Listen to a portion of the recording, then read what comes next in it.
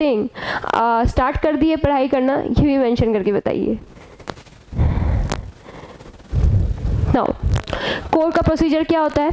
Supreme court with approval of the president make the rules for regulating generally the practicing and procedures of the court.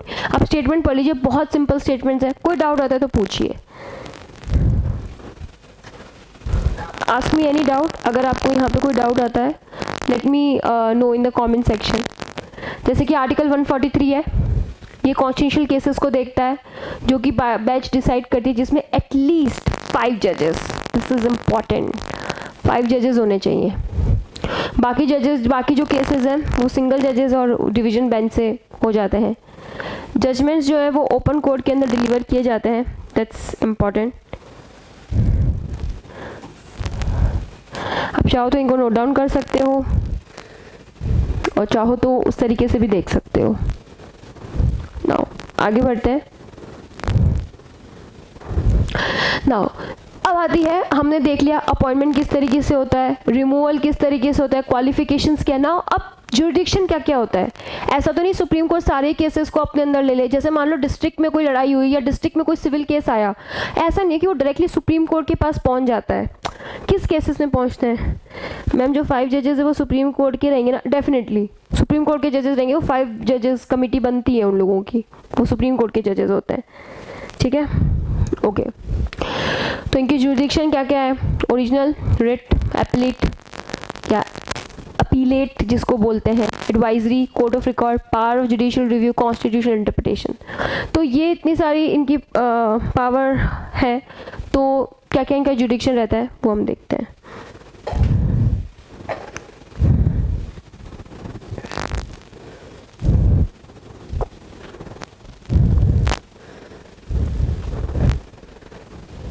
जब आपको लगे ना थोड़ा ज़्यादा हो रहा है, थोड़ा समझ नहीं आ रहा, लेट मी टेल, आप मुझे बता देना, इन्फॉर्म कर देना, I will stop there only. क्योंकि इससे ज़्यादा पढ़ना मोटिव नहीं होता, क्वांटिटी वाइज पढ़ना मोटिव नहीं होता, मोटिव होता है क्वालिटेटिव पढ़ना। तो जब भी आपको लगे just let me know in the comments, बिल्कुल चिल होके हम करेंगे, इंटरेक्टिव सेशंस रखेंगे इनको। जब भी आपको लगे कि अभी समझ नहीं आ रहा, पूछ लीजिए क्वेश्चंस, या लगे कि बहुत ज़्यादा हो रहा है मैम, बस कीजिए, बहुत बोर कर दिया आपने हमें, बता दीजिए, I will stop there only, ठीक है। Now original jurisdiction.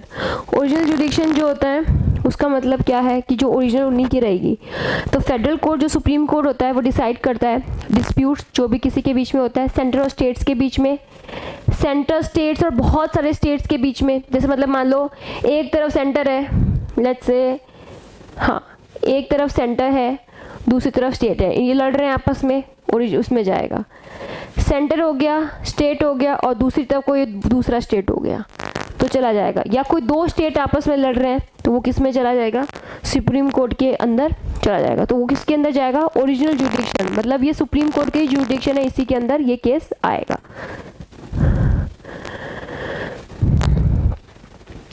लेकिन सुप्रीम कोर्ट की ये एक्सटेंड नहीं करती है अगर मान लो जो सेंटर और स्टेट लड़ रहे हैं, या स्टेट और स्टेट ही लड़ रहे हैं अगर, तो ये ऐसा नहीं कि सारे ही, कोई भी आपस में लड़ाई हुई, वाटर डिस्प्यूट या कुछ भी हुआ, लड़ाई झगड़ा हुआ, चलेगा सुप्रीम कोर्ट के पास। नहीं भाई, सुप्रीम कोर्ट है वो, ऐसा थोड़ा ना कि आप कभी भी चले जाओगे। किस किस केस में नहीं जा सकते हैं वो हमें देखना है, क्योंकि ये इंपॉर्टेंट है। इनके अलावा बाकी सब केस में जा सकते हैं। Dispute rising of pre constitutional treaty. Pre constitutional treaty का मतलब है कि कॉन्स्टिट्यूशन बनने से पहले कोई ट्रीटी हुई हो, अंग्रेजों के टाइम पे या ब्रिटिशर्स के टाइम पे, जो भी ट्रीटी हुई है, महाराजाओं के टाइम पे कोई ट्रीटी हुई हो। फेडरल कोर्ट का वर्क यही होता है। फेडरल कोर्ट इसलिए बोला जाता है कि स्टेट और सेंटर के दोनों को मैटर्स को, डिस्प्यूट को सॉल्व करता है, तो उसको फेडरल कोर्ट बोला जाता है। हमारे यहाँ सुप्रीम कोर्ट बोलते हैं उसे, ठीक है, अमेरिका में से फेडरल कोर्ट बोला जाता है। ओके नवनीत, कोई भी अग्रीमेंट हुआ हो, एंगेजमेंट, सनद और कोई भी सिमिलर इंस्ट्रूमेंट जो कि हमारे कॉन्स्टिट्यूशन बनने से पहले साइन हुए, वो केसेस नहीं जाएंगे सुप्रीम कोर्ट के अंदर, ठीक है। कोई भी डिस्प्यूट जो कि अग्रीमेंट जो कि स्पेसिफिकली प्रोवाइड कराती है इंटरस्टेट वाटर को, नहीं जाएगा। अगर इंटरस्टेट वाटर जाता है, इमेजिन करो कितने सारे स्टेट्स पानी के लिए लड़ रहे हैं, तो सुप्रीम कोर्ट में जाके वो केस कब के सॉल्व हो चुके होते हैं, लेकिन ऐसा नहीं होता है। इंटरस्टेट वाटर डिस्प्यूट्स नहीं जाते हैं, ठीक है। कोई भी मैटर जो कि रेफर्ड है फाइनेंस कमीशन को, वो नहीं जाएगा। Adjustment of certain expenses and pension between the centre and the state, pension जो होती है उनके केसेस जो होते हैं वो नहीं जाएंगे। कोई भी डिस्प्यूट जो होता है कमर्शियल नेचर का होता है सेंटर और स्टेट्स का, वो नहीं जाएगा। Recovery of damage by the states against the state, कोई भी डैमेज किया है, रिकवरी की है, तो स्टेट अगर सेंटर से डिमांड करता है वो केसेस नहीं जाएंगे। लिस्ट को देखिए, कोई भी डाउट हो पूछिए मुझसे।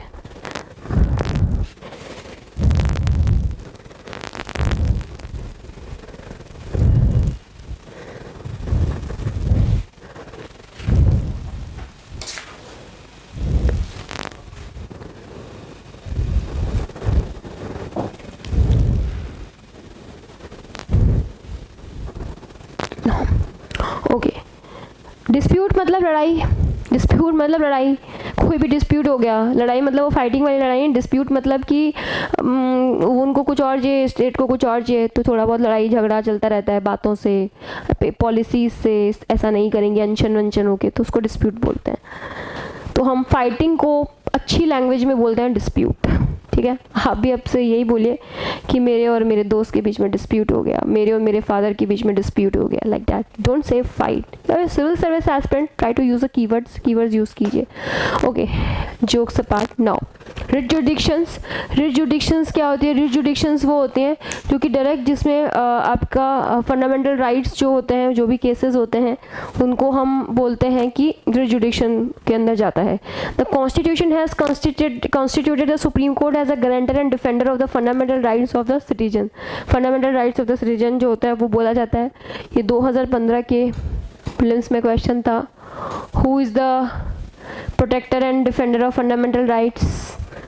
प्रेसिडेंट भी था ऑप्शन में, लोग प्रेसिडेंट मार्क करके आए थे क्योंकि उनको लगता है कि ये ज़्यादा फेमिलियर है, बट आंसर जो था वो सुप्रीम कोर्ट था। Okay, supreme court is empower to issue writ jurisdiction, जिसमें ये होती है habeas corpus, mandamus, prohibit, quo warranto and certiorari. ये हम फंडामेंटल राइट्स जब चैप्टर करेंगे तब मैं आपको एक्सप्लेन करूँगी कि इसका मतलब क्या होता है। In this regard supreme court के पास ओरिजिनल जुडिक्शन है। इसका मतलब ये वो वाली ओरिजिनल जुडिक्शन नहीं है। इसका मतलब ये है कि फंडामेंटल राइट को कोई भी प्रॉब्लम होती है इससे रिलेटेड, तो सिटीजन के पास राइट है कि वो डायरेक्ट सुप्रीम कोर्ट में जाए। हाई कोर्ट में उसको जाने की कोई ज़रूरत नहीं है, ना डिस्ट्रिक्ट कोर्ट में जाने की ज़रूरत है, वो डायरेक्ट सुप्रीम कोर्ट में जा सकता है। तो इस केस में इसकी ओरिजिनल जुडिक्शन है। Aggrieved citizen can directly go to supreme court, not necessary by the way of appeal. Appeal का मतलब होता है कि हाई कोर्ट में जाके फिर अपील नहीं करेंगे और डायरेक्टली सुप्रीम कोर्ट में जा सकते हैं। ओके,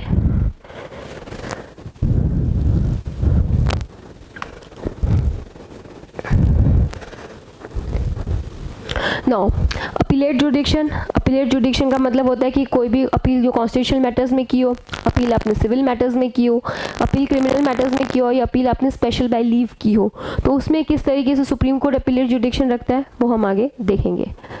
कॉन्स्टिट्यूशनल मैटर्स के अंदर, कोई भी कॉन्स्टिट्यूशनल केसेस के अंदर अपील जो होती है सुप्रीम कोर्ट बनाता है against the judgements of high court. If the high court certify करता है कि केसेस जो इन्वॉल्व कर रही है सब्सटेंशियल क्वेश्चन है या इंटरप्रिटेशन है कॉन्स्टिट्यूशन का, तो इस केसेस के अंदर सुप्रीम कोर्ट जो है वो या सुप्रीम कोर्ट के अंदर कोई रॉन्गली डिसाइड किया है तो वो तरीके से किया जाता है।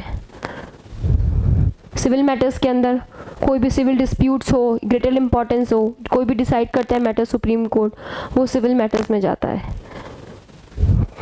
क्रिमिनल मैटर्स देख लीजिए। क्रिमिनल मैटर्स, कोई भी अगर किसी को अक्वेटल किया हो, अक्यूज पर्सन को सेंटेंस दे दी हो डेथ को, या कोई भी केस से सुप्रीम कोर्ट ने सबऑर्डिनेट कोर्ट से लिया हो और फिर उसको सेंटेंस दे दी हो या सर्टिफाई कर दिया हो कि हाँ ये पावर सिर्फ थ्योरेटिकल है, एग्जाम में नहीं पूछते हैं, बट आप एक बार देख लीजिए, फिर भी कई बार पूछा जाता है और हमें जो पढ़ते हैं वो हमें याद रहता है तो हम लिख देते हैं या हम आंसर कर देते हैं उसके बेसिस पे।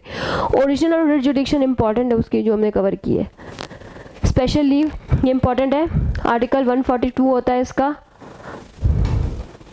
ठीक है।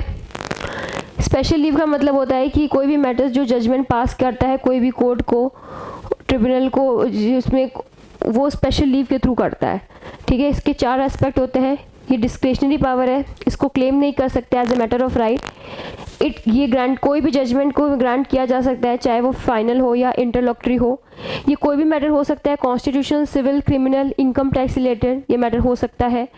ये कोई भी कोर्ट के अंदर ग्रांट किया जाता है, ट्रिब्यूनल के अंदर, लेकिन नेसेसरी नहीं कि हाई कोर्ट के अगेंस्ट ही किया जाए।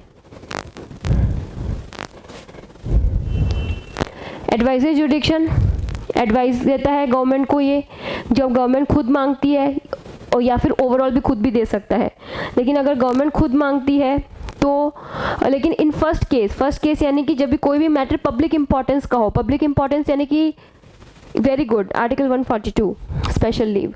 अगर अंकुर ने आंसर दिया है 142 article, that is a special leave article, ठीक है। अगर कोई भी नेशनल इंपॉर्टेंस हो या पब्लिक इंपॉर्टेंस हो तो जो पब्लिक उसके अंदर जो सुप्रीम कोर्ट की है वो रिफ्यूज़ कर सकता है एडवाइस देना। लेकिन कोई भी डिस्प्यूट प्री कॉन्स्टिट्यूशनल ट्रीटी से आ रहे हो या कॉन्स्टिट्यूशनल ट्रीटी से आ रहे हो, उसमें सुप्रीम कोर्ट एडवाइजरी नहीं होता, उसको देनी ही पड़ती है।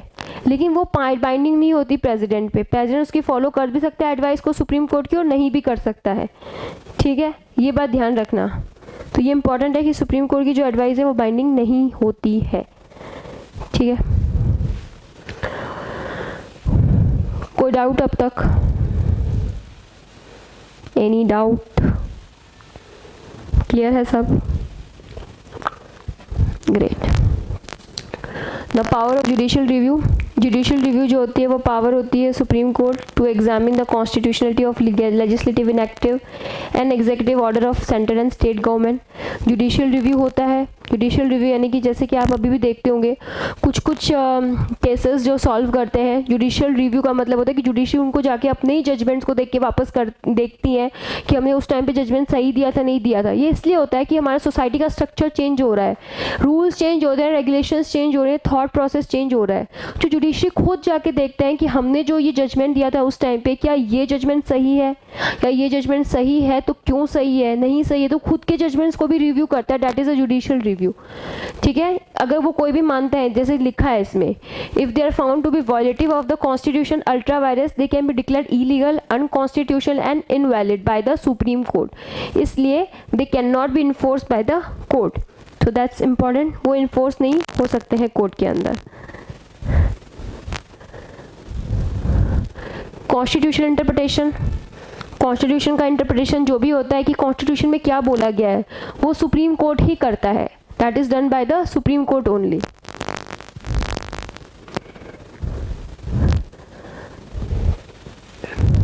दूसरी पावर्स भी हैं, ये डिसाइड करता है dispute regarding the election of the president, vice president, इनके बीच में अगर कोई भी डिस्प्यूट्स होता है तो इनसे जो भी मैटर आता है वो डिसाइड करता है ये।